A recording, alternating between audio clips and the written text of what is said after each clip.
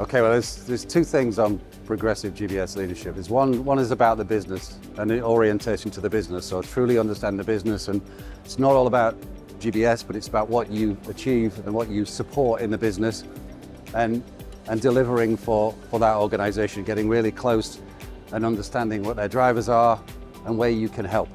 The second is about employees and ensuring that you think very carefully about the employees and what they can do. And one of the things that we've done in terms of creating the strategy for the employee strategy, the people strategy for the GSS organization in IFF, is we've had a set of listening sessions with our employees in all of our centers to understand what they think should be in the people strategy, what their fears are, what their aspirations are, what their challenges are, and to give us feedback on what they would like to see in a good strategy. And we're bringing that all together, and I'm bringing my leadership team together in early June, and we're going to create the people strategy from what the people in GSS have said about what they want an experience to be in our GSS organization.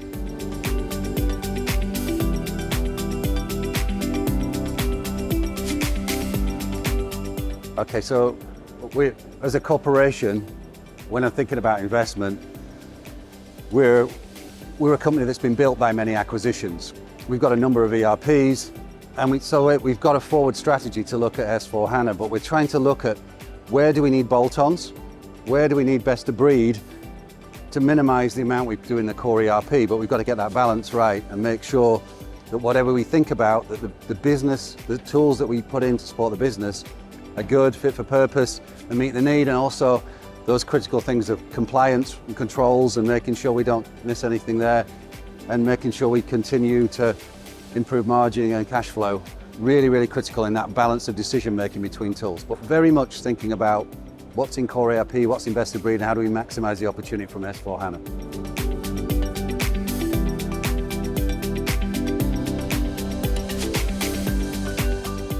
So advice on starting out a shared services career.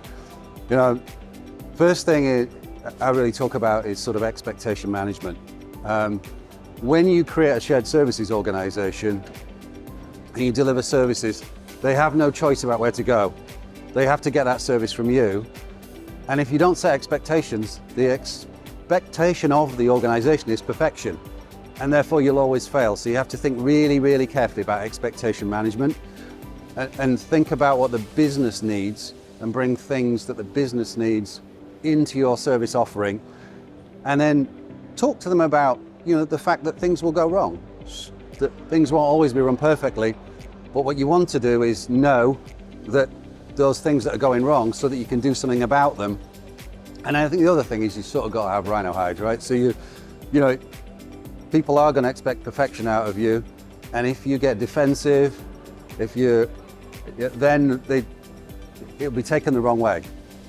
The most important thing is you think about why it's a problem for them, you solve that problem, and you move on, and show some vulnerability in what you do to your people, that no one gets it perfectly right.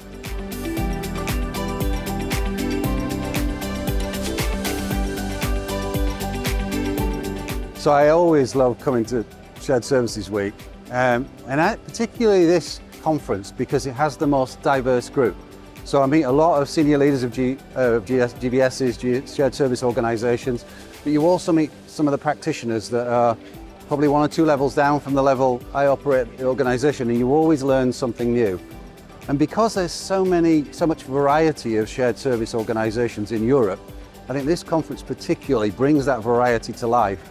So the conversations you have, as well as the presentations you hear, spark new ideas, fresh thinking, and oh yeah, why didn't I think about it like that? I always walk away quite inspired by opportunities that can be created from the conversations I've had.